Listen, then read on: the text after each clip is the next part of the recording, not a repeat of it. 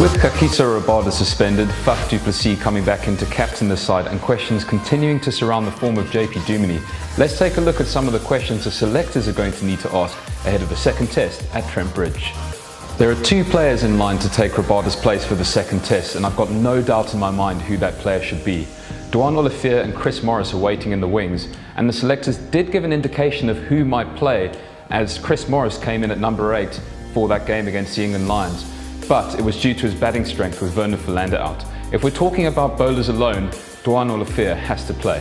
He had a great debut against Sri Lanka, his form was immense domestically, and he's a similar kind of bowler to Stuart Broad, who has had a lot of success at this ground, especially in the 2015 Ashes. That doesn't necessarily rule Morris out if they opt for an all-rounder at number 7. They continue to operate with 3 seamers, and not for the first time it left them exposed at Lords when Philander couldn't bowl due to a bruising to his hand. They might well take that risk again given the way the side is set up, but there's certainly a case to bring in Morris or even Andile Peklakwayo at number 7.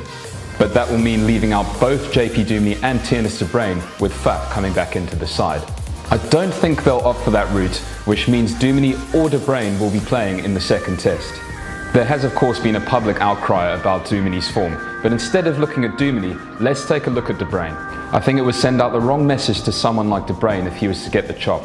He looks really good for that 48 in the first innings, and he's trying to build up some kind of form and momentum, so I think it would be a poor call if he was to be left out.